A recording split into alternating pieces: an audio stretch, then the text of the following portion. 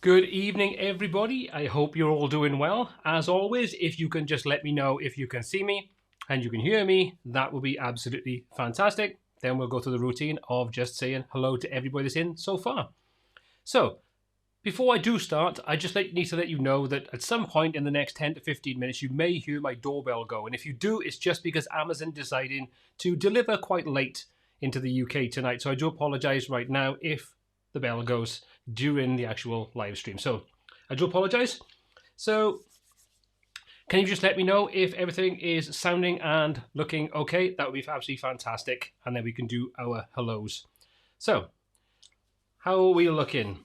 Can you hear me? Can you see me? Thank you very much, Stratos. You're an absolute star. It's always kind of weird because you've got the sort of like the delay between the comments coming in and me actually talking. It's kind of a tenuous moment at the beginning. It's like, is everything working okay? So thankfully, everything is looking and sounding fine. So thank you very much. If the color looks a little bit weird tonight, I'm playing about with the color profiles on the Sony camera. Something that I'm just trying to make sure that everything looks okay. So if it does look a bit funky, let me know in the comments tonight. Okay, so let's just start this off by saying my usual hellos to everybody to see who's in and to say thank you very much for joining in. And thank you everybody so far for hitting that thumbs up button. And there goes the doorbell, so he's going to have to leave it outside, so I do apologize. Okay, so who do we have in so far? Michael Wright, good to see you. First in as always. And Steve Pro, great to see you here too. Stratos, thank you very much for joining in. It's an absolute pleasure to have you here. John Hussey from Dublin, pleasure as always. Christophe from Belgium, glad you could make it in tonight. Thank you very much. Heinrich, good to see you as well. Now, I'm going to probably butcher this one. Aljalea, so I hope I got that one right. If I did, let me know in the chat. Who else do we have in? Pez Reloaded, always good to see you in. Anne Volker, good to see you in from the old Liverpool. Hope you're a little bit warmer up there than we are in Wales at the moment. Okay, James Griffiths, thank you very much for letting me know you can hear me loud and clear, and thank you very much for joining in tonight. Great to see you. Tieka van Rensburg, I hope I said that correctly. So if I did, I hope it's okay. Thank you very much to Stratos for the super chat as well. Thank you very much. You're an absolute star. Okay, no reaction. Again, always a pleasure to have you in. And Anthony T, thank you very much. I'll come back to that question in a moment about the camera side of things, and we can have a little chat about that before we kick off the other things. Chris Oliveira, good to see you in from Mexico tonight. Thank you very much for joining in. Dave Dennis from San Diego, California. I'm sure it's a lot warmer over there than it is in the UK right now. Lydian, good to see you in as well. Richard, glad you could make it. Thank you very much for joining in. Absolute star. Ronald, good to see you as well. Right, Kieran, I hope I said that right. Good to see you in from, where are we? From the UK. WordPress Developer in the UK. Good to see you. Carlos MH, Paul T. Well, thank you very much so far for joining in. Now, if this is your first time on the live stream, do a hashtag new in the chat section, and then I can say a welcome to all the new people that are joining in and say a thank you as we kind of go through. If you are new to the live stream and you haven't watched any of the previous ones, then basically what we do is we talk about a couple of different topics. I'll give you my opinion. I'll talk about it basically. And then I want you to give me your feedback in the chat section. It's a two-way conversation, and that's part of the fun of the live streams. Is it's not about me, it's about all of us talking about what we do, don't like, things we've come across. And then at the end, we'll have a Q&A session where we can just have a bit of a free-for-all. I am going to be strict tonight, though, because I'm going to try to keep this to 1 hour maximum, which is always difficult to do, because unfortunately my little Poochie isn't very well today, so I'm trying to sort of keep it short so we can make sure he's okay and not getting too bothered. So if I'm quicker tonight than I normally am, that's the key reason why. So, okay, so like I say, if you are new here tonight, do hashtag new in the comment section, and we can say hello to a few more people right now. So who else do we have in? LD19 in from Portugal. Good evening to you. And we have Norman Vandermul from Holland. I hope you're doing well this evening. Zamir from Israel. Good to see you in. Thank you very much for joining in tonight. Okay, so what are the topics we want to cover tonight? Well, first of all, it's quite a simple one. Good evening, Esther, and thank you very much. He's not too well at the moment. Well, we're hoping everything's okay, but we had a little bit of a scare today, so we're just hoping that everything's okay. We've got to keep him in the cage. He's not loving that whatsoever. So yeah, you can imagine that's going to be a noisy evening for us. Anyway, okay. So the first thing I want to talk about is the new JetEngine Query Builder. Now, if you didn't see my video from a couple of days ago, I recommend checking that out if you are a JetEngine user, if you work with dynamic content, or you're just kind of curious to see how good this actually is. It's still in beta, so this isn't a final release. If you have a Crockablock account with JetEngine, you can download this and test it for yourself. Like I say, it is a beta, so please only do that on a test site. Don't do it on a live site. Don't update an existing site that's using JetEngine that's running live with this beta version, because it could potentially cause real problems. But basically, what this kind of offers us is a great way of being able to create not only the kinds of queries we've been working with up until now, but much more comprehensive queries. We can query the database, we can query the database tables individually. We don't have to kind of go through the normal WordPress and Elementor or Gutenberg kinds of ways of working with things. We can kind of get stuck in there for ourselves. There's a lot of really cool options. So what my question is tonight is, have you taken a look at it? Did you watch my video that I released a couple of days ago? Are you a JetEngine user? And if you are, is this kind of like exciting for you? Do you kind of see the potential where you can kind of go with this? I'd love to know what your thoughts and feelings are about this new feature. Now, I know Stardust commented on my video saying that this is very similar to what's being done inside Oxygen, and I'm sure it is. I haven't actually tested the Oxygen version of this kind of thing out, but I'm kind of excited because these kinds of tools, whether it's Oxygen, whether it's JetEngine, they open up a real possibility to take what we currently have and push it so much further. You know, you can really get in and start to create some really comprehensive queries against your database. And the nice thing with this is it also means that you can now save those queries and you can just reuse them wherever you want. So if you've taken a look at the things like the glossary, which was recently released in JetEngine, and I covered that in a video recently as well, you'll know how these kinds of things can really speed up the design and development process of more complex websites. Even simple websites that are using these kind of features, querying the database and so on. These are the kinds of things that really are going to make our lives a lot easier. But there's a couple of things I would have liked to have seen in there, which unfortunately I didn't highlight in the video itself. The first and probably the most important thing looking back on that video is when you're creating the queries, there's no way to find out if the query actually works. You don't get any kind of preview to check you're getting results. And this is something that I think really should be implemented into it. So if anybody from Crockablock is in tonight, or you're catching up on the replay of this live stream, I'd love to see the ability, even if it's just something as simple as just a pop-up window with a database dump that shows you all the columns, all the results that are kind of being returned, so we can just check to make sure that what we're filtering and querying against will be displayed correctly. Because at the moment you kind of have a bit of a to and fro going back and forth between setting the query up and then going to implement it somewhere. That can kind of get, I think, a little bit old, a little bit quick. So some way of just previewing the query would be absolutely invaluable. The other thing that I would have liked to see, and I'm not sure if I missed this or if this is something that's coming in the future or just something that's popped into my head, is the ability to export and import queries.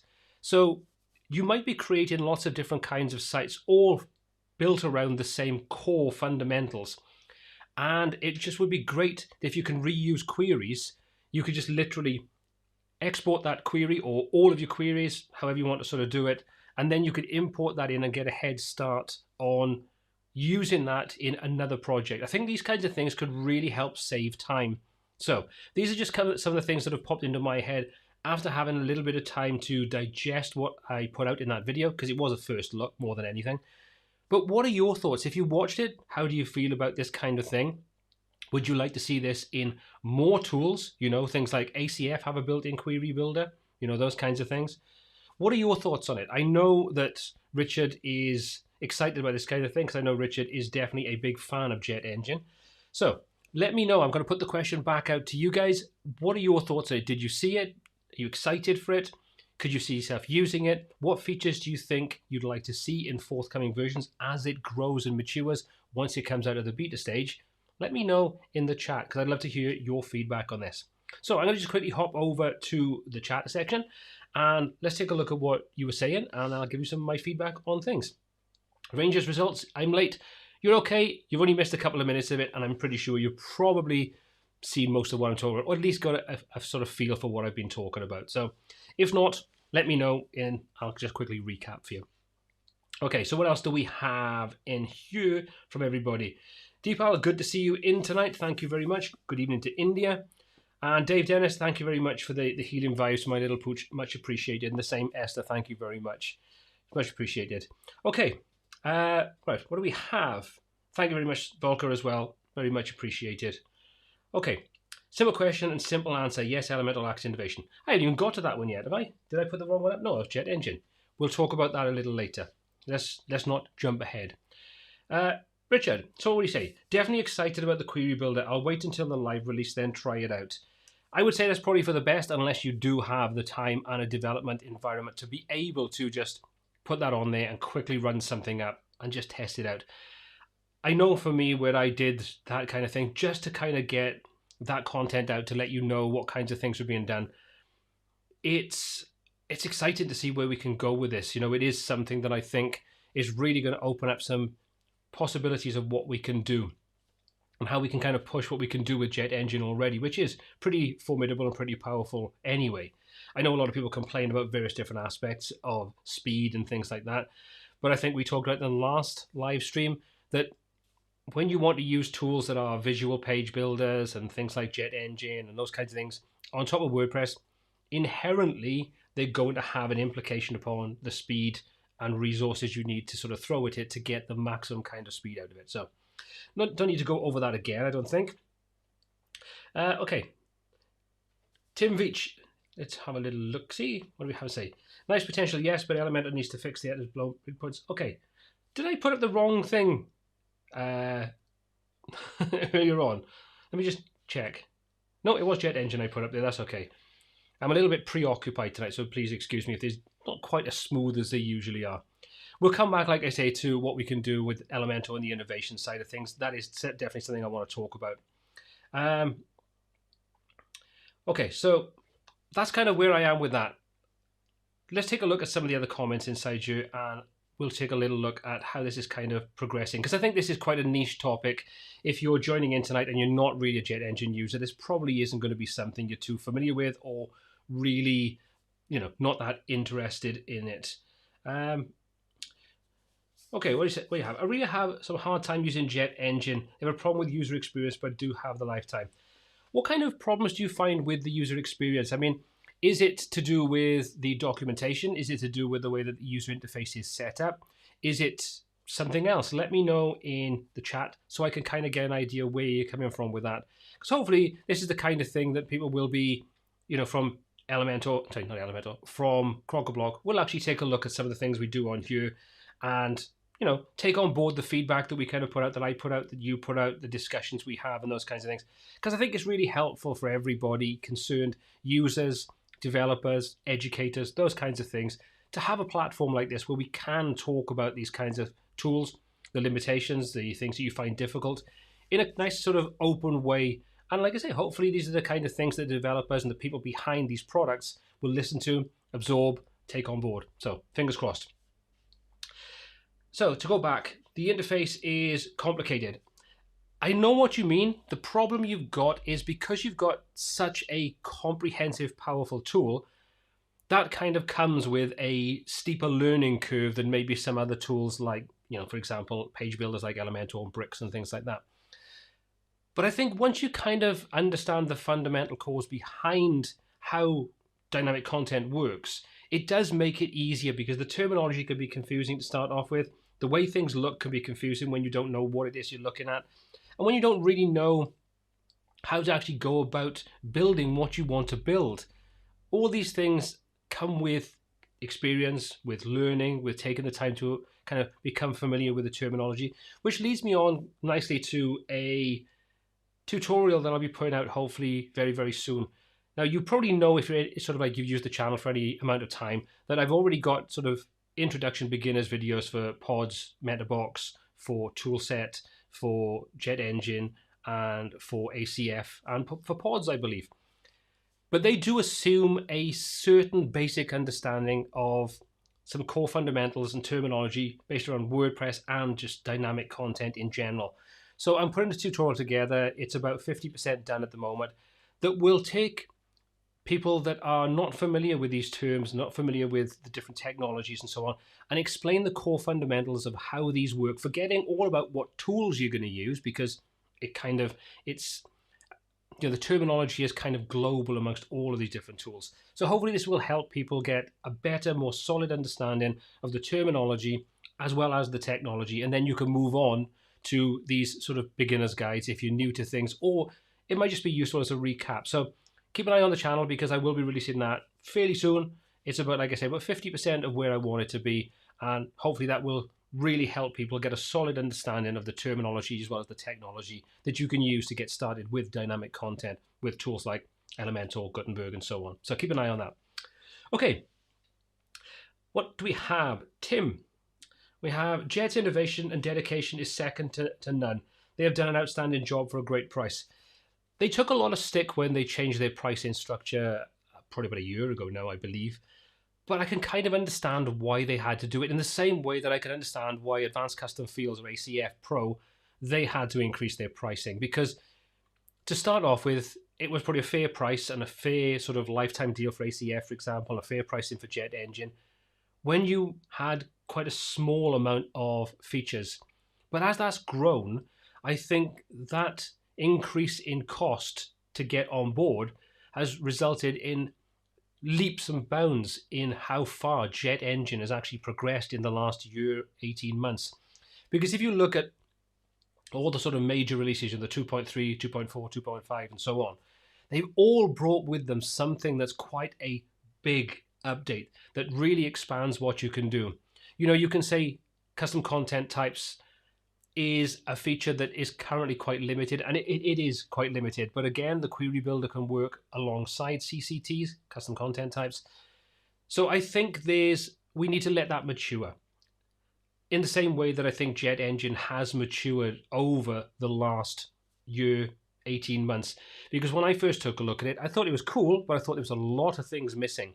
But now when you've got dynamic conditions, you've got CCTs, you've got the Query Builder, you've got glossaries, integrating all that with forms and things. Is there room for improvement? Absolutely. There's always room for improvement in all technology. But I think what they're doing is they're listening to the user base, taking on board what people actually want and building that, or refining things to make things easier. Like I say, there's still room for improvement. I still don't really like the way forms require so much time to set things up. There's things that could be done to speed that side of things up. You've really got to look at a tool like ACF Front-End Forms Pro to see how easy that is and how quick that is to quickly build out front-end forms and those kinds of things. So I think there's room for improvement there. But as a whole package, I think JetEngine brings a heck of a lot to the table.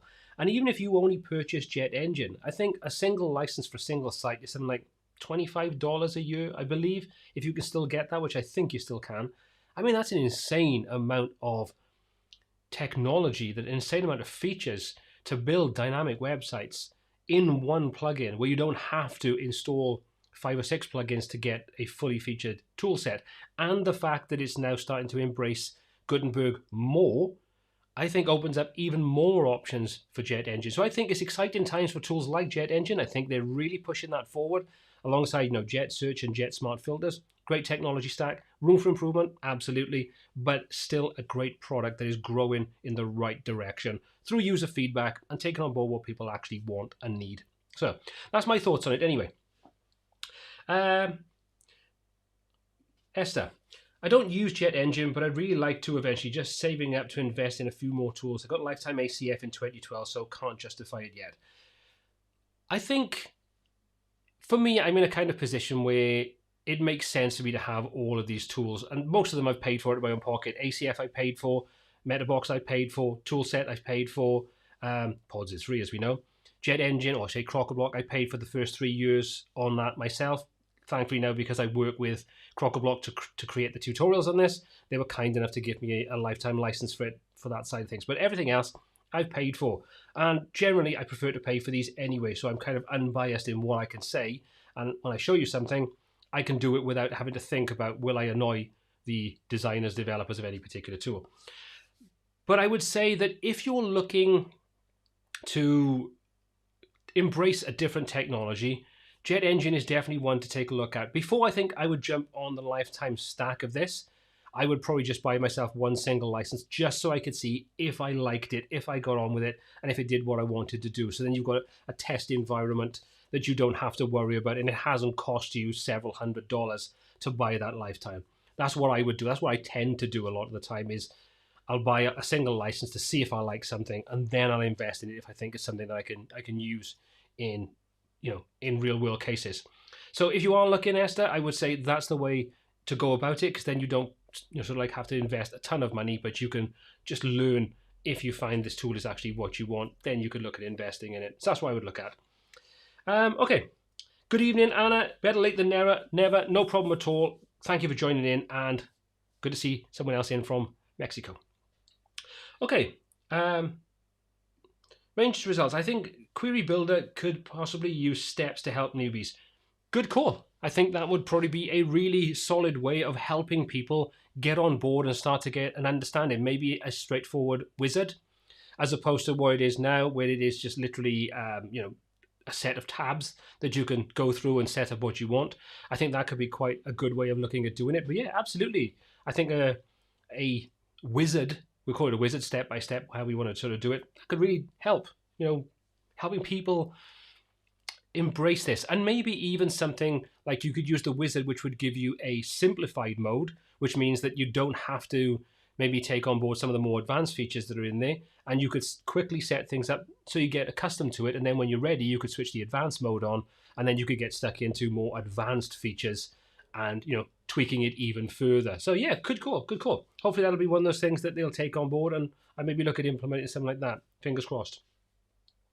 Okay, so that's kind of where I want to wrap this side of things up, to do with Query Builder. That's the term I'm looking for. But I think it's really good. I think it's solid, and I can see there's a few people in tonight that I think, I think you'll be excited when you start playing about it. If you haven't tested the beta and you're waiting for the final version to come out, I think you'll see, I will be honest, it is kind of daunting to start off with, because there is an absolute boatload of options in there. But I think, as with the way that it's set up at the moment, where you've got the 3 or 4 different sections, whenever you're in a normal Elementor builder area, you're kind of taking that and adding some more onto it. So I think it could be kind of scary to start off with. And again, it might be one of those things that it'd be nice to have a simple or basic and advanced mode, so you could switch between things. Don't know if that would be relevant. But I think you're going to be really pleasantly surprised when you start to get stuck in and you get to grips with it. It's going to have a learning curve, no two ways about it, because it is quite a complex, comprehensive set of features, the tool. But when you get the opportunity, honestly, test it out. I think you'll really enjoy it. Okay. Before we go any further, let me just answer a couple of quick questions. I'm going to go right back up to the beginning where I was asked, and I see who it was that asked me a second about the cameras and stuff like that I use. I'm going to quickly answer that question because I promised that I would. So just bear with me to find that question, and then I can, there we go. So look, Anthony T. Do you use a different camera for live versus pre-recorded? Just to answer that question, no, at the moment I don't. Everything I do now is on the Sony a7S Mark III. I did just pick up a second, I say a second camera, it's probably my 9th camera, but a second camera, the second Sony. I bought a A6400, which is more of a compact camera. I should have picked it up and put on the thing, because it's actually on the side there, so I'm not going to go get it because I look really unprofessional. But I picked that up and a couple of lenses. So if you saw one of my videos recently, I shot it with 2 different perspectives, where the one you're normally seeing now, which is me talking to the camera, and another one which is a wider angle shot that kind of showed the desk setup. So I was going to set that up tonight to have a second camera which I could switch between, so I could show you a little bit about what I kind of see here, the different switches and all that kind of stuff. But as it was, I just didn't have the time to do it. So maybe in a future live stream, if you'd like to see that kind of thing, let me know in the chat. Just put #camera and I'll answer that question a little later. Let me know. Okay, so that's that question answered. Good evening, Pascal. Great to see you in tonight. I hope you're doing well in Johannesburg.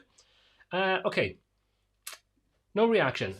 Just curious, how long did it take you to learn how to use such tools like Crock-a-Block Suite? New functions like Query Builder is great, but there's so much to learn before.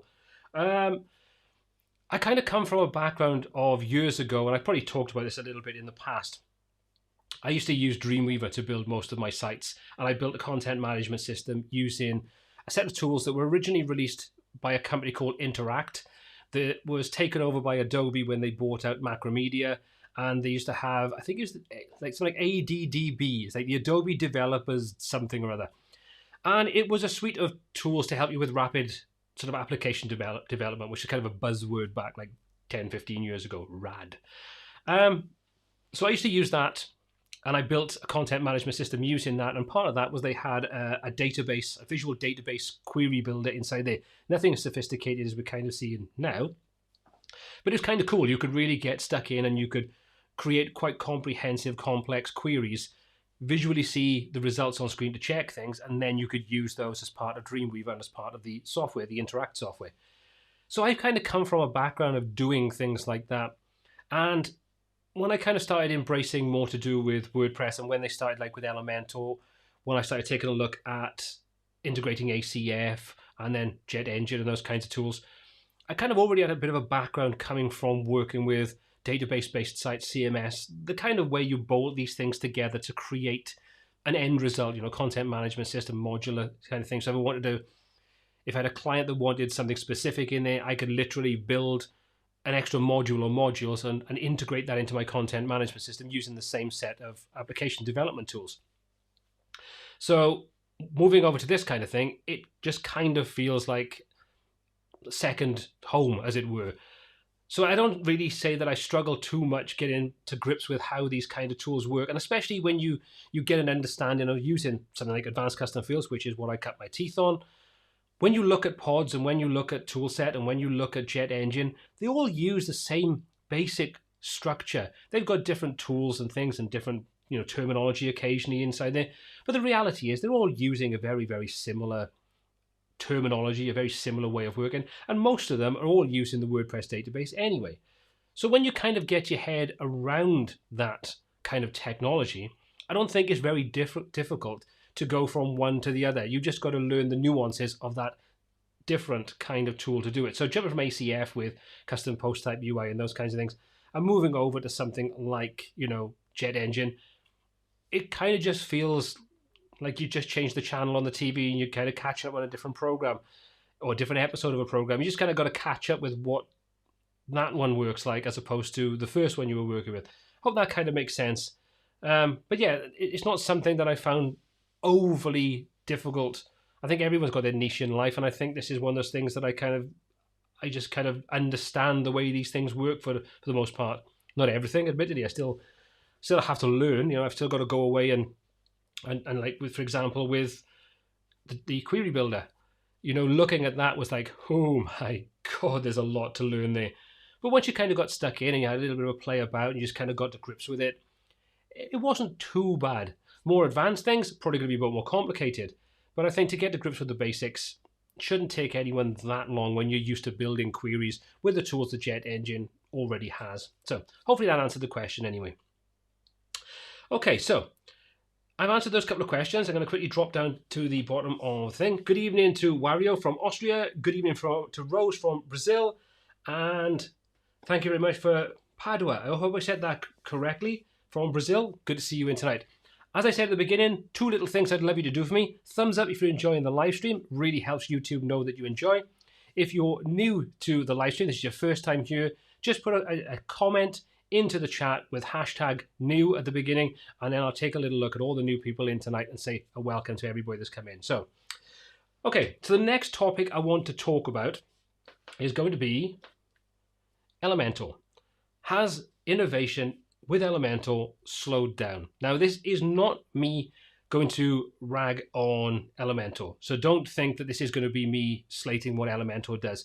This is just one of those things that I've kind of been feeling for a little while, and I would love to get your opinion on it. As always, I'm going to give you my thoughts, and then we're going to kind of just open the floor up so you can give me your comments, your feedback, and so on. There were a couple earlier on, so if you want to repost those, please do. Good evening, Barry from Germany. Good to see you in tonight. Okay, don't say anything, Esther, don't say anything yet. There we go. You're supposed to hit the thumbs down twice. You know the routine. Thumbs down twice. Okay, so let me just quickly go over to what I want to talk about. So let me just quickly flick over to my other screen a second. Now, hopefully this will work tonight, because I seem to have a few issues with showing my screen at the moment. So please do bear with me, and I'm just going to quickly scroll through until I find one I want to sort of start off with. So let me just switch over. There we go. We're actually getting some joy tonight. And I'll put me in the corner. Can everybody see that all okay? Hopefully it looks okay. A little bit. All right, let's just get rid of me out of the corner. Okay, let's just flick through. As you can see, there's a long changelog on Elementor. So we're going to quickly go back. What I want to do is I wanted to go back to version 2.0. And let's take a little look at what 2.0 brought with it. We've got the theme builder, display conditions for dynamic templates, the dynamic tags feature, which kind of opened up so much power when it would come to working with dynamic content, role manager to allow content only. Lots and lots of really cool things, including like 9 dynamic widget sources, like archive posts, archive titles, and so on. And I'll switch back to me because this is probably going to get annoying if it flicks back and forth. But as we can see from Elementor 2.0, the innovation there was massive. You know, you've got to kind of consider that Elementor 2.0 changed the game in how you used Elementor for real. You know, we start having the ability to create all these templates, to use dynamic tags, to link things up with ACF. Yes, it's grown and expanded. But now you take a look at what we had like in version 3, and with version 3. Whatever it is that's just been in beta at the moment. And it feels to me like they're kind of just putting out things that I don't really think a lot of people even care about. I mean, the recent, if you haven't seen the press release kind of thing for the beta of 3.3, I think it's 3.3, it's got video playlists and hotspots and images. Let's take out of the equation what they're doing to try to speed up, you know, and streamline the core of Elementor. Everything they do there is going to be a positive kind of step forward. But is it just me? Am I the only person here that kind of feels like there's no real innovation at the moment? There just feels like there's just things that most people don't probably really care about. I know for me, I'm still waiting for things like dynamic conditions. I mean, I think my biggest bugbear with it, to sort of jump a little bit, is that one of the biggest problems we have is when we come to update Elementor, it's terrifying for most people. And one of the most common causes, as we all know, because it's always told to us, it's the plugins you've probably got installed are not compatible with Elementor. And that's a perfectly valid point. However, when we have to rely on third-party plugins to do basic things because features we have since version 2 are not fully fleshed out, that's annoying, because that means that the control is out of our hands. Because if we want to fully use these features, we have to have third-party plugins installed. And that means we always open ourselves up to the potential to have our sites crash, our client sites crash, because of an incompatibility with a plugin. I don't think that is a good way forward. That to me is you are partially bringing out, or you bring out partially completed features, and then you're leaving them there. If you consider the fact that it's version 2.0 that we saw dynamic tags, and we're in 3.3 now, and we still don't have the ability to create our own custom loop, you know, like Elementor Custom Skin, which really, come on, you've got a third-party plugin that does it easily. And there are also several other third-party plugins that have that feature built into it. I think Elementor Elements, something like that, whatever, I can't think what it's called. You've also then got things like dynamic conditions, just the ability to say, this field has no value, don't display it. Honestly, you've then got to work with 2 plugins. You know, you've got dynamic visibility for Elementor, which is a DC for E plugin, which is a smooth transition into my next thing. And you've got, you know, conditional elements, whatever it's called, I can't get the name of it, dynamic conditions. Both free plugins, both do a really good job. And if third-party developers can do it without any problem, why can't Elementor integrate that in, use their own API, do whatever you need to do, but give us the full feature? This is what I'm talking about. This is what frustrates me about the whole process. I want to see what is the #1 page builder invest in what we want, not what a small subsection tell them they want, or what they feel is easy to implement. Whatever the reasoning behind it, I'm not privy to any knowledge inside Elementor at all. I'm sure they've got their own roadmap for exactly where they want to go. but I can't be the only one that feels the frustration. We're already seeing, how can I say, other YouTubers that are in the WordPress space moving away from using it and promoting it. That tells you something, that there's obviously frustrations there, or it's just not doing what people wanted to do. So, and the other thing I want to do before I do my little smooth segue is, I know they've got 9 million users, and that's amazing. To consider the fact they've been going for about 4, maybe 5 years, and to have that user base is astounding. So all credit to them for that. But how many of those are paying customers? And surely the paying customers are the ones that they should be listening to for the features that they want. The people that have it for free and use the free version, you can have a say, but the priority goes to the people that are paying the money to keep this business moving forward.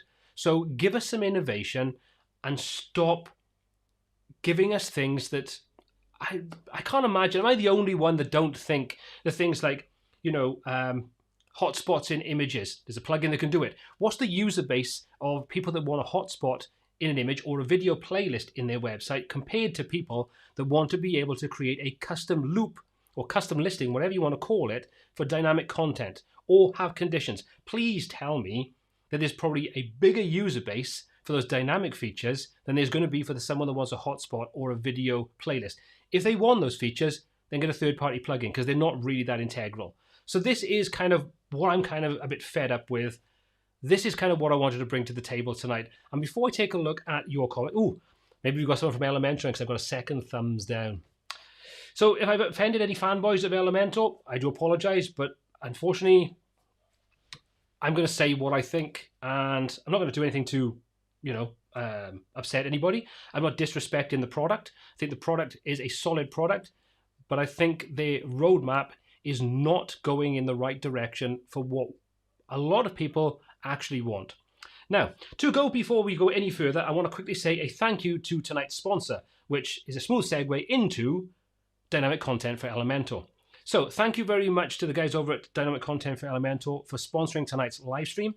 If you've never used DC4E or Dynamic Content for Elementor and you build dynamic websites and you want to open up what you can do, check out Dynamic Content for Elementor. And if you grab a copy during this live stream, use the code LOCKDOWNLIVE and you can save yourself 10%. Other than that, thank you very much for the sponsorship. Okay, so let's just take a look at some of the comments. Michael, let's just have a little look what you've got to say, young man. Spot on. Putting things out, and once you use it, you always run into limitations. On the other hand, focusing on speed now feels like the main priority. And honest, my builds are getting faster. And this is what I'm saying. I think I will give credit, absolutely give credit where it's due. They are focusing on that speed side of things. I think it's one of those things that is out of necessity, because the way that Google kind of marketed the whole, if your site is slow, you're going to get pushed on the rankings, I don't think they had any choice. With 9 million users as a user base, and they're all building websites, you need to give them the tools to be able to create a site that actually loads and doesn't lose ranking position because it's slow. But all kudos for them for doing it. They have to be doing it, so that's good. Okay, so what else do we have? LD19, what do we have to say? Yep, totally agree. Custom loops, for example, not understandable, but I also feel the widget themselves are pretty poor comparing to third-party plugins. I will be honest, there are a lot of third-party plugins that Elementor could absolutely learn from. There are some incredibly good plugins out there. But I just want to have the tools that I need to fully realize a standard project. That's what I kind of get so frustrated with. I don't care about the bells and whistles. If I need bells and whistles and I need a third-party plugin for that, then fine. But when I'm going to use a third-party plugin just to get the job done, that's kind of frustrating. Really fundamental things that we need to have as part of the tool set. Now, whether this was from the powers that be or whether this was one of those things that became a bit of a rumor, but we were promised, to a certain extent, or at least rumored, to have the ability to create listings or loop items or whatever you kind of want to call it in either 3.1 or 3.2, and that never transpired. You just kind of got to look at the number of cases of people that are asking and asking and asking for things. And they have been since, prior to version 2. And they're being ignored in favor of shiny spangly things. And I think concentrate on the people that are paying for the product and give them the tools they need to build what they need. They're the ones that are making money out of their business, and they're the ones that are coming back for more licenses. That's my kind of thought with it. Rowan, good evening to you. Yep, well said. So I'm not the only person that kind of feels like this, which is always good to hear. But I have a feeling they'll just be hiring tons of customer service reps to listen to whiners. You could be right. Yeah. Okay. John. Okay, that's probably something else. Let's have a little look. Pascal. I recall well, the two founders of Elementor are both designers and not developers. This could be the issue. You could be right. I don't know where the problem kind of comes in. I don't know where the roadmap comes in. I've been told that Yoni, who I believe is the CEO, I think, of Elementor, has a definite roadmap for where things are going and where they want to go. And that's great. There's nothing wrong with having a roadmap that says this is where we are and this is where we want to be. That's how you become successful. If you just go in every direction, you'll never be successful, or chances are slimmer. But when you're creating a product for people and you have feedback from lots of people and they keep telling you what they want, at what point do you listen to them and give them what they want? Now, I know from a technology point of view, there are limitations to what could be achieved easily. My argument with that is if third-party companies can do it via the API, why can't Elementor do it themselves? You've got to look at, like I say, dynamic conditions. Totally free plugin, does the job perfectly. You telling me that Elementor couldn't have that feature built in within a day? Even if you made it an optional download, and take advantage of their own API. People that are using dynamic content, you want this, have this. Then that gets updated and maintained alongside Elementor itself. Obviously, the ideal scenario is that it's built directly into the core, and therefore you don't have to worry when an update comes out. It updates as part of the core. But there's got to be lots of different ways in which this can be done, and I just get frustrated that it's not being done at all. Okay. Ranges results. Just downloaded Elementor Custom Elementor Custom Pro update, and it's about 40 kilobytes. So yeah, you're correct about Elementor with that regard. I'm not too sure which point that's to do with, but I'm glad that I'm right on that one. Anyway, so I don't know. Volker, well said. Thank you very much. Esther. We'll see if their price increase this year lets them hire the developers they need to get things done. I kind of see this is where the second part of that comment kind of come in. But is the investment that is being put in, the 15 million or whatever it was, alongside, taking on more people, is that going to go into development or is that going to go into technical support? Because my feeling is it'll go into technical support because that's the area that they get, sort of slated for, as most companies probably get slated for, but that's one of the areas they get slated for the most. So I would think that most of them are going to be pushing it into the technical support side of things and not necessarily going into the development side of things. But saying that, is there an incentive for people to, include these extra features to build these things side of things in? Are these things that are going to be given priority at any point? I kind of don't feel they are. You've only got to kind of look back to when they released, what's it called? Like the ratings, for example. You could use dynamic content to put the rating for the title and for something else, but you couldn't actually use any dynamic tags for the actual rating itself. What kind of good is that? You've got to manually put the rating in, but you can use dynamic content for the title. Makes no sense. This is my point of a half-baked feature being released and then touted as being amazing. It's not.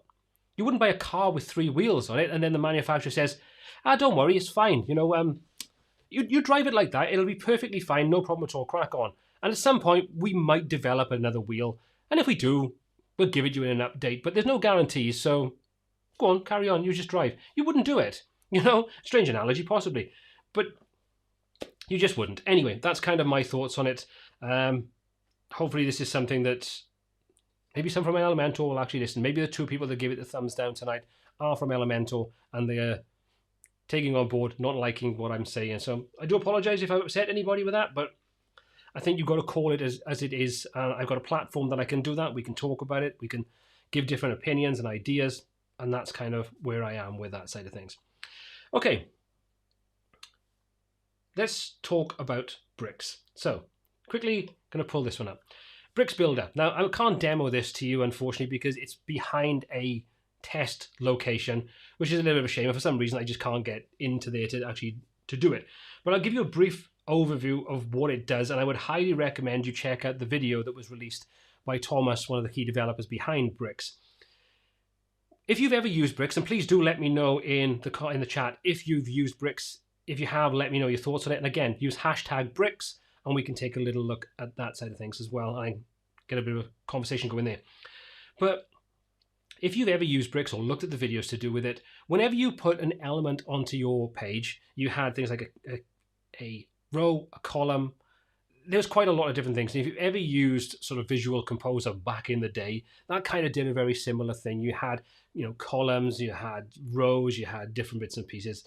And it obviously adds to what's kind of called divception. In other words, too many divs for a simple element on a page where HTML would generally just be H1, the title, close H1. That's all you need to actually put that H1 on screen. Whereas in a page builder, you could end up with a block of code like this just to do it. But what they are doing, which hopefully should be released in, I think, either 1.13 or 1.03, something like that, whatever the next major version they're going to release is, they brought the container element in. And have a look at the video. I'll put a link into the description so you can check the video out once this is kind of finished. I forgot to put it in there. Have a look at that and see what it does, because Thomas gives a really good example of how this is going to do two things: streamline your work process and really help to reduce the amount of code that's being used to output elements.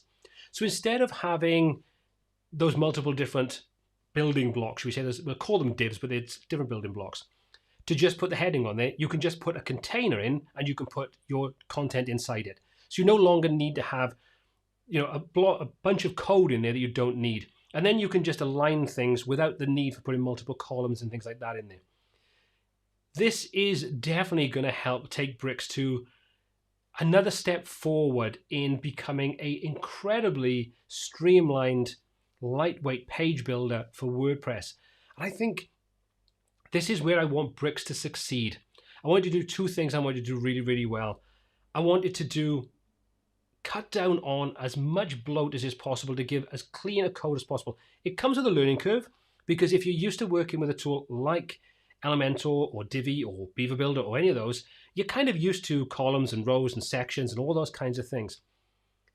So you're going to have a little bit of a learning curve to kind of get your brain away from those kinds of ways of working. But once you do, you'll start to see that this should really help cut down. And if you're coming from Oxygen as an example, it uses a very similar kind of way of laying page elements out.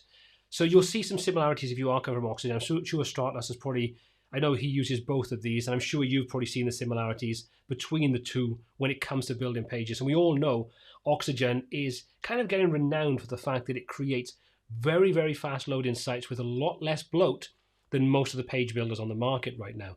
Excuse me. So this is one of the things that I wanted to do. And the second thing I wanted to do is take what they've done so far with dynamic content and make it the best tool out there for dynamic content. So we can easily just put any kind of dynamic tag anywhere inside our content. So we can write a hello and we can put a little dynamic tag in there to welcome the person that's logged in. Simple little things like that.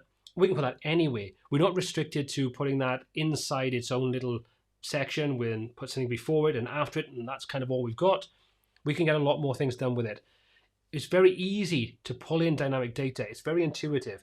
But I wanted to do two things for me, and I hope Thomas will do these.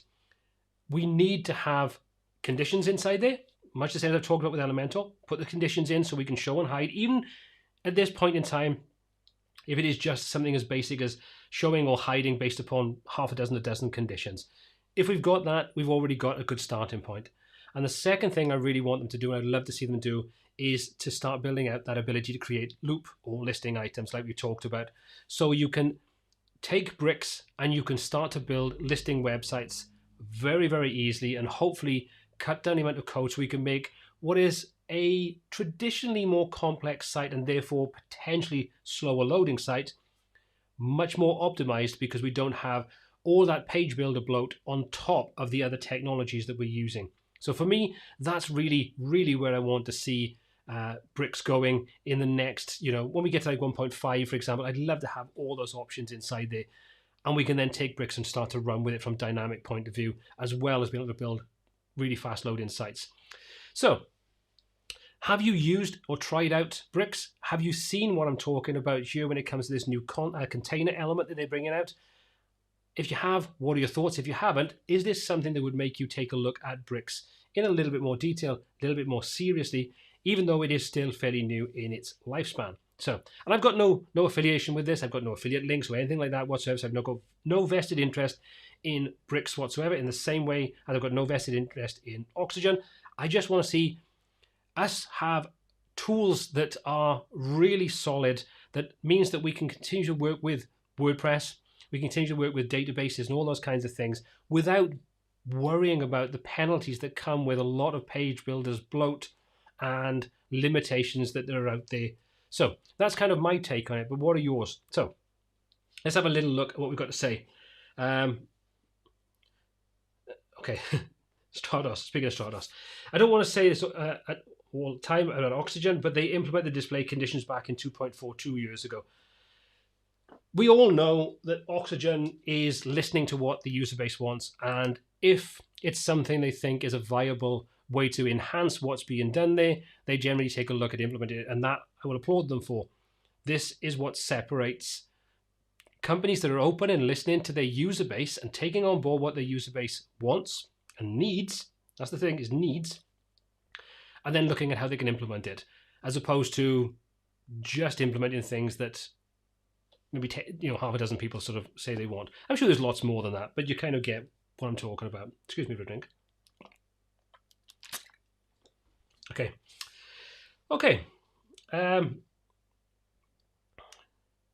Esther, I don't want to be too whiny because I'm getting a $99 price for 1,000 sites, and I start with a basic free version. Even the free version was a game changer for me. I don't think it's about being whiny, Esther, and I'm the same as you. I took a look at the free version before the pro version was even released. I still pay every single year for my license for 1,000 sites when it comes to Elementor, and I still use it with clients. That doesn't mean that we don't have the right to give our opinion. We're not slagging the company off. We're not giving them any kind of abuse. Any criticism that I put out there, I would like to think is constructive and coming from a good place. I don't badmouth anything, to be honest. I wouldn't do it online. I've always said the same thing. If I can't say anything positive, I won't say anything at all. But I do think we have the right as paying customers that are not being heard to be able to voice our opinions on things that we don't like about something that we are paying good money for. This is exactly what I'm kind of trying to say here. We do pay. You've got to bear in mind, take out the $15 million investment they had in them. Prior to that, it's people like myself and you, Esther, that made that company profitable, if they were profitable. I'm assuming they were. And we gave them the financial resources to be able to progress and move forward and give us the tools like dynamic content, like the theme builder, all these great things when they were innovating. So we do have the right to give an opinion. We don't have the right to give them abuse, which I know, that goes on, and I think that's absolutely abhorrent even. Don't know where that word came from. Making it up again. But anyway, like I say, this is just, I think we do have the right to say what we think if we don't think something is going in the right direction. We just have to be polite and constructive about it. That's my opinion anyway. Okay, what else do we have? Yolanda, good evening to you. Well, before we go any further, let's just take a little look if we've got any hashtags for, let me just do a little search on here. I just got to remember, I'm on a Mac, so I've got my hashtags in a different place. Okay, so Dave Dennis, new in tonight, so thank you very much for joining in, Dave. And Deepal, good to see you in tonight as well. Ranger Results, another new one in. Sanjay Kumar Sahu, I always said that right. Thank you very much for joining in. And Michael Wright, you put in bricks, good man. So, also WooCommerce Builders coming mid-May, apparently with bricks. Absolutely. Again, another thing that I think will make it a bit of a game changer. Yeah, so that's kind of what I wanted to cover tonight. So we're going to wrap this thing up now with a 10 to 15 minute Q&A. So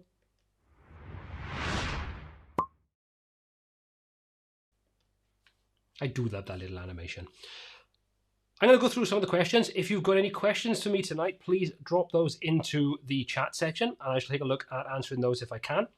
And I'll take a look at some of the other things we've got already.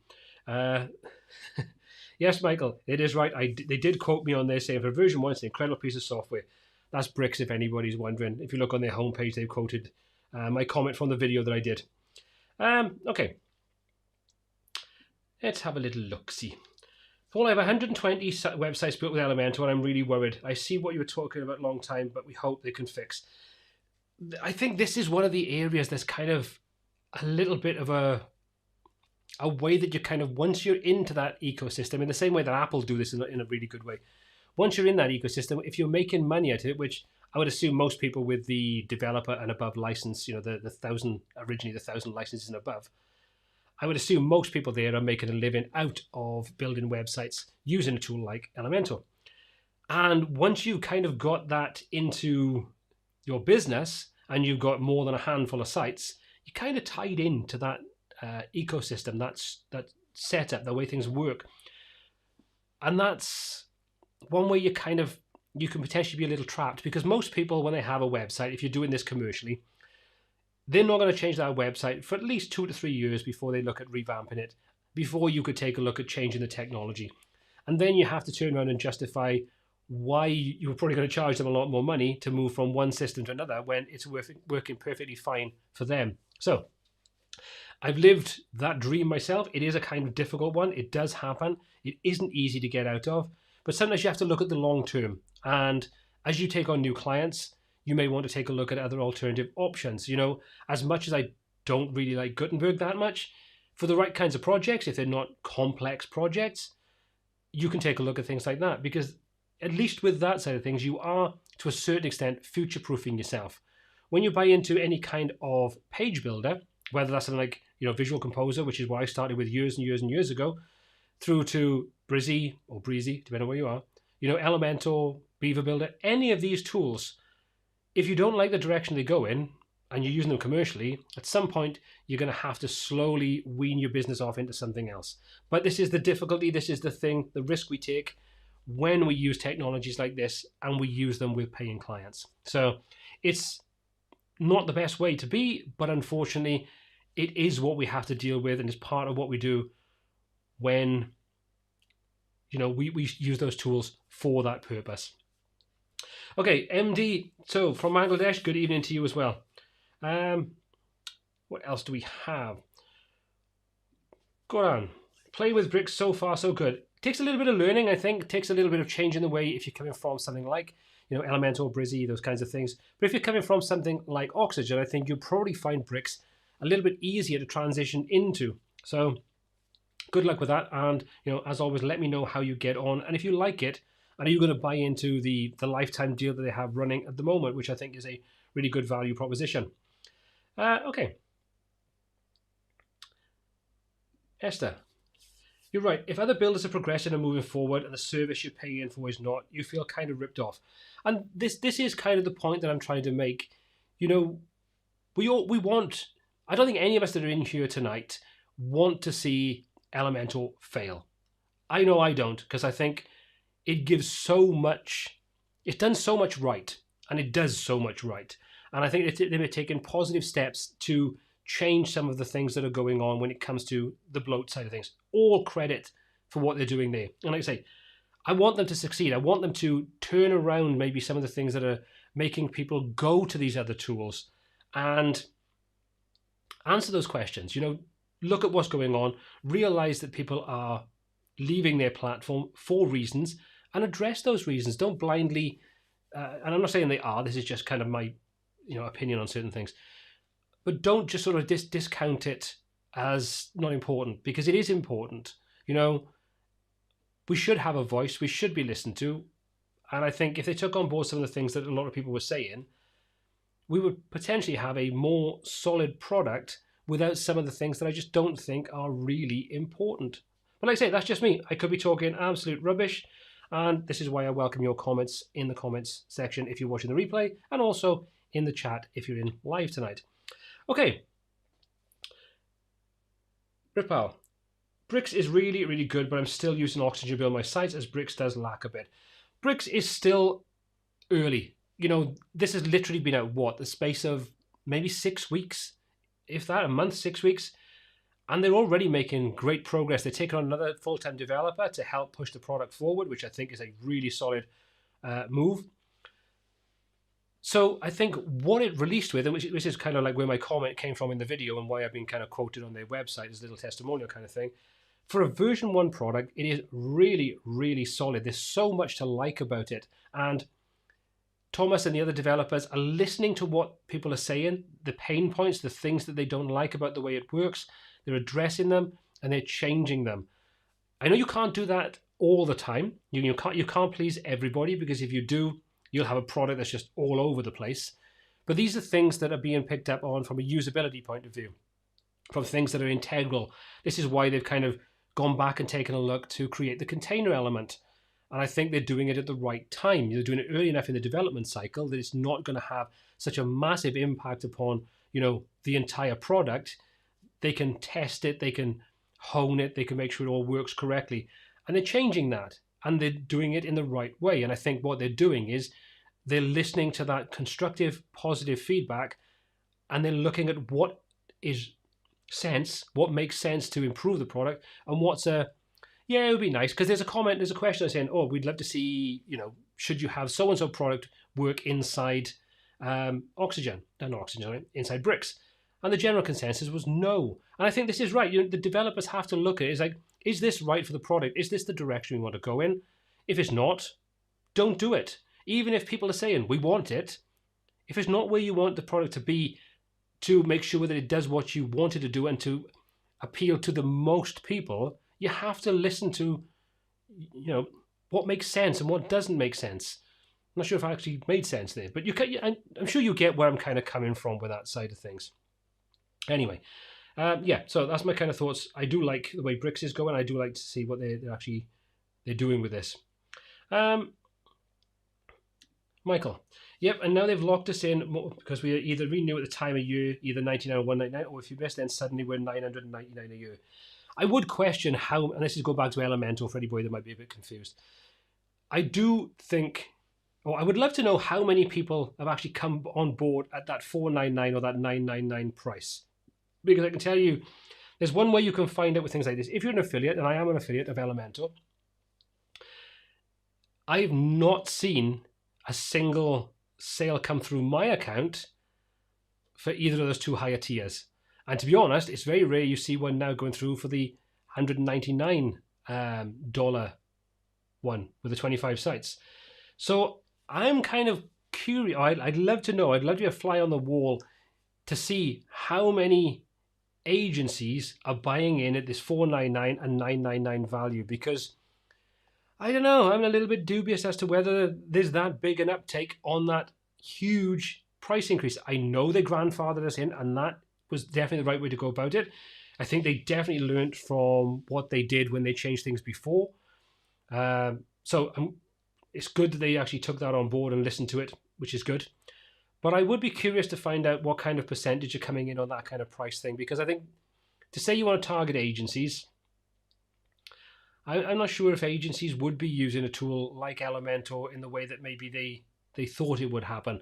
But, you know, I could be absolutely talking rubbish, and it could be, I don't know, thousands of people. They're just not the kind of people that would watch YouTube videos on how to get, you know, more out of a tool like Elementor. So, Volker, it might be a silly question, but what's the deal with JetEngine and Auction? Does it work well together? Right now, there's no deal between the two. I think JetEngine was only really intended to work with Elementor and to work with Gutenberg. And because Oxygen works with Gutenberg, you can use Oxygen to a certain extent inside, you can use JetEngine to a certain extent inside Oxygen. I'll get there in a minute.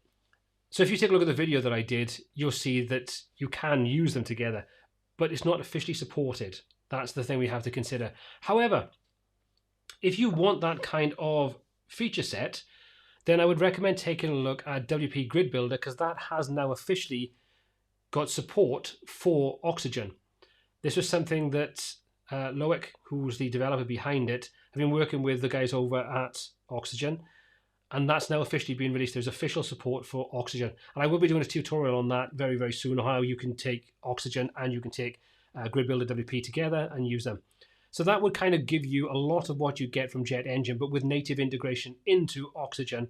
So you'd have a full-on filter and search tool, and you'd also have the ability to create your custom listing grids if you wanted to, or you could just use one or the other aspect of that plugin with the Oxygen tool. So you could easily just use Oxygen to create the listings and then use WP Grid Builder or Grid Builder WP, whichever way you want to look at it, to actually do the filtering and the searching and so on. So if you want that kind of tool set, I would say you're better off at the moment looking at Oxygen and Grid Builder WP.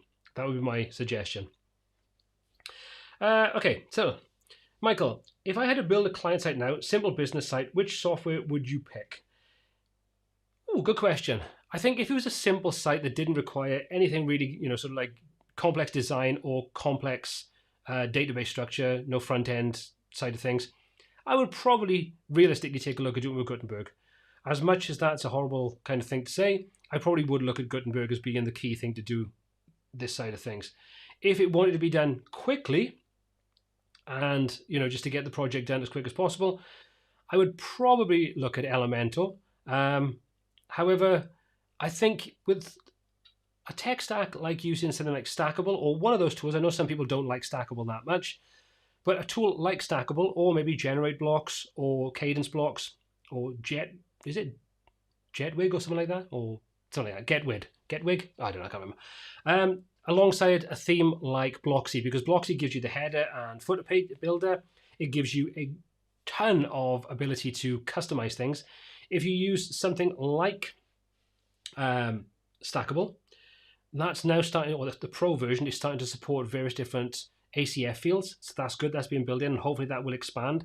So you could kind of consider this as being something similar, maybe not quite as fully featured just yet, as, tool set with Gutenberg, because that kind of gives you a ton of options. So this is kind of another option there, maybe not quite as fully featured. So that's kind of where I would go. If it was a simple, quick site, I would probably look at Blocksy, something like Stackable, and Gutenberg. If it was a bit more complex, or I just need to put it out as quick as possible because my learning curve is a little bit steeper when it comes to Gutenberg, I would probably look at Elementor. And if it's really, really quick, I would probably look at Blocksy again. But chances are, I would probably just do it with the Hello theme and Elementor. Like I say, I don't think Elementor is bad. I really do still think Elementor is a great thing. And if you were an early adopter and you're still getting that 50% reduction and you're getting 1,000 sites, $99 a year. If you're making money out of this, from a business, it's the cost of doing business. You have to pay that kind of money, and it's not really much money. One site you paid for that 10 times over.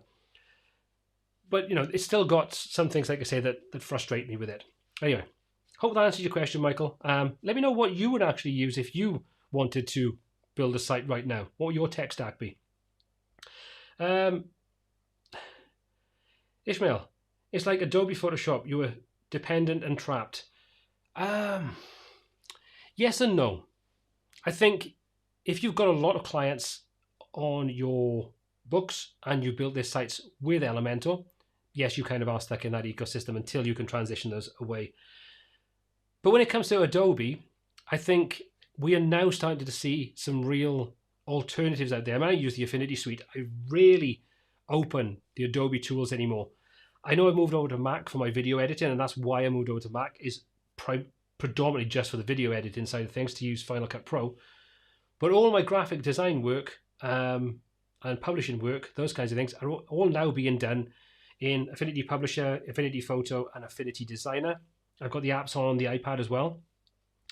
They're currently on 50% off, so if anybody's thinking of a good time to hop over to get out of the Adobe side of things, I would definitely recommend grabbing those tools because they are absolutely awesome. And at £24, which is probably about $30, they're an absolute no-brainer. So, yeah, I can kind of see where you're coming from, but you can get out of it. It just might take a little bit of time. So don't ever feel like you are 100% stuck. You can move past these things.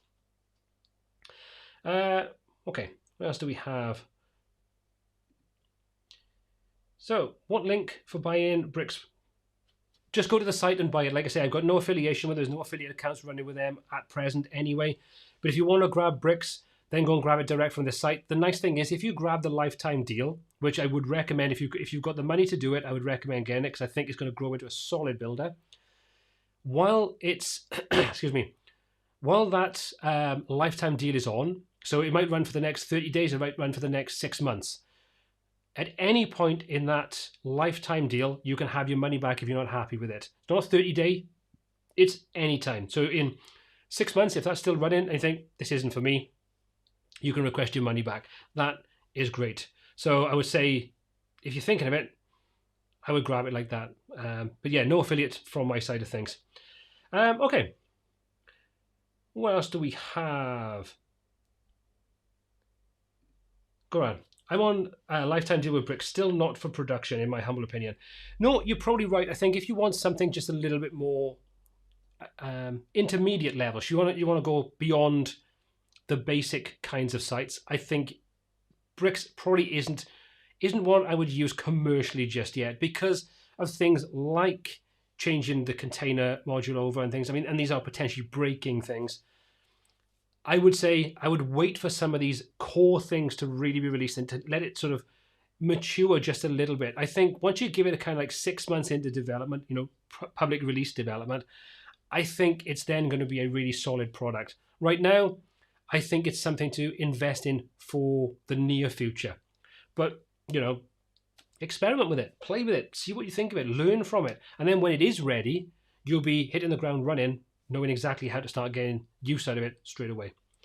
Okay, so Anna, thank you so much for that. That's absolutely amazing. And I have no idea what a pair character lifting some weight saying keep it up is, but thank you very much for your super chat or super sticker. You're an absolute star. Okay, I'm going to do 2 more questions and then I'm going to call it a night because I'm conscious of the fact we're actually running over that 1 hour mark already, which is always the case. Ishmael, I was saying that correctly. I think Brizzy could be a real replacement. What do you think? Brizzy is, as most people know, I mean, I've talked about this plenty of times on the live streams. I really do like Brizzy. I think it's a really solid product. It's slow in development. I would love to see it mature quicker. But again, I think what they're doing is they're releasing the right kinds of updates. I just wish they would release some of them just a little quicker. But now we've got the ability to create blogs and WooCommerce and templating. That's a really solid foundation. I'd like to see more integration with dynamic content, but then it's me, so I would always like to see more dynamic content integrated in any of these tools. But Brizzy is a really solid product. I haven't tested it recently for speed side of things. However, I love Brizzy Cloud. I think Brizzy Cloud is an amazing platform. Yes, I know it's had a couple of issues, but then it's technology. Every kind of technology has issues. It's part of our lives working with technology. Excuse me. But Brizzy is a solid product, and I think it's definitely maturing into a really, really good product. Anna, thank you very much for being part of these live streams. It's people like yourself that join in every other week that make these live streams so much fun and gives me reason to keep doing them because I love having the chat, having the two-way conversation. I love giving my opinions and getting your opinions, so thank you very much. Okay. Pascal, what do we have? As much as Elementor has been problematic, as much as, allows for rapid application development. I can't speak tonight. So pros and cons, I don't have the time to learn something else right now. That's perfectly understandable. Like I say, we do invest a heck of a lot of time, effort, and potentially money into learning these tools. And when you do that from a commercial point of view, whether you do it commercially for your own enterprises, as in you create, an e-commerce site or training sites or those kinds of things, and your site helps generate income, yes, you can't just quickly go and learn something else and change your site. It's just not realistic. In the same vein that if you do this commercially, as in you have clients that pay you to build websites, you can't just willy-nilly flip-flop back and forth between different technologies. So you are 100% bang on there. Time is money for most business people. But I think when you're kind of coming on board now, or if you do have reservations about what technology to use, I think now is a good time to really take a look at what is out there, excuse me, and see what you feel is going to be the right tools for you. Bearing in mind that in a year's time, we don't know where that technology is going to be. It could take a path that we don't like, and therefore we have to look at something else. I'm sure we've all done it. So I think this is just part and parcel of being involved in technology, especially web technology, which changes so quickly. So totally appreciate exactly where you're coming from there. What else do we have? One more question. Let me just quickly see what we have inside here. So if you want to get a question into me, I would recommend doing that as quickly as possible, because we're going to have 5 more minutes and then we're going to call it a day.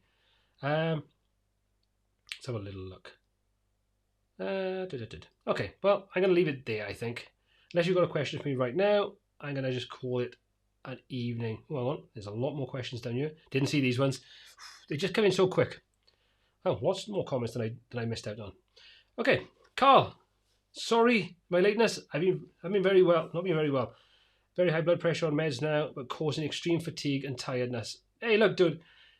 Your health is far more important than any live stream that I ever put out. So if you are not feeling the best, thank you for taking the time to pop in. It is much appreciated. But get yourself off to bed and make sure you feel better for the next one in 2 weeks' time. And I will be dropping you a message because I need to just let you know something. So keep an eye out. Message me later with your email address if you don't mind, because I don't have your email. But look after yourself, take care, and go make sure you get back to bed. Okay. Final thing. God, these are flying. I do apologize. Esther, Poochie, hope he feels better. My cat looks funky. I give him a bath and don't dish up. Sometimes he stepped in and rolled something yucky and made them sick. The thing is, we've got a dachshund. And if anybody knows anything about dachshunds, I know Els, if she's in tonight, knows about dachshunds because she's got a couple of herself. They can potentially have problems with their backs. And he's like coming up to 2 years old. So he's been playing pretty hard recently with his best mate, and he's had a bit of a back pain, which we kind of noticed today. So took him to the vet, gave him pain injection to make sure he's okay. Don't get me wrong, wasn't in pain, was just walking a little bit funny. So we just more caution than anything else. They took him, said there's a little bit of back pain there, so we're going to probably have to take him down in the morning to go and have an X-ray just to make sure there's nothing wrong. So fingers crossed, everything will be absolutely fine. But yeah, obviously it's a little bit of a concern, because the last thing you want is to any of our little pets to be ill in any kind of way. So thank you very much for everybody that's wished him well tonight. I'm sure Bert will appreciate it as much as I do. Okay. Let's have a little look. Chris, any words about the design system webinar? Yes, it's next Thursday. It's launching. We are fully booked up, and it's absolutely amazing. So I'll be putting the final touches to that. We'll be sending a couple of emails out on the run-up to it to let you know, just to remind you, links and everything if you haven't already had them. And I'm super excited to that one. So if anybody didn't know about this, this is the design system webinar, which is about helping you create a system to speed up the process of building websites, designing websites, maintaining websites moving forward, and those kinds of things. So if you haven't seen it, it is fully booked at the moment, but if enough people were interested, I may well do a second one. You can take a look at what it's all about by going to designsystem101.com. and you can take a look inside there. Thanks, Els. Drop me a message. That's absolutely fantastic. Yeah, so take a look there, designsystem101.com, and you can see what that's about. If you would like me to do another one, if you're interested in this kind of thing, then leave a comment in the video below. And what I'll do is I'll open up a pre-registration then to get, people that are interested, get on the mailing list, and then we can take a little look. Wow, Esther, your cat is 17 years old. See, I'm a cat person. I've got to be honest. I love my little bird. He's absolutely awesome. But I am a cat person at heart. So, 17 years, that's a ripe old age for a putty. Okay, so thanks, Chris. No problem at all. Okay, so I'm going to wrap things up there tonight. Thank you so much for joining me in tonight's live stream. It's been a blast as always. Now, anybody that is new, it's 2 weeks, every 2 weeks that we do these live streams. So 2 weeks from today, which is going to be, if I'm ready, it's going to be the 20th of May, will be the next live stream. So make sure that you keep note of that so you can find out when it's going to be coming up. And also, what I'm going to suggest is if you haven't already joined the Facebook group, head over to wptets.co.uk/Facebook, join up, and then you can keep up to date with all the things that kind of go on when the live streams come out, new videos that come out, and all the different things to do with WP Tets. So please do get involved in that, get involved in the conversation, have your feedback, and be part of the WP crew. But I'm going to wrap things up there. I'm going to say thank you very much for joining me tonight. Hope you've enjoyed the live stream. If this is your first time here, I hope to see you again in 2 weeks' time on the 20th. Look after yourselves, and I shall see you very, very soon. Take care.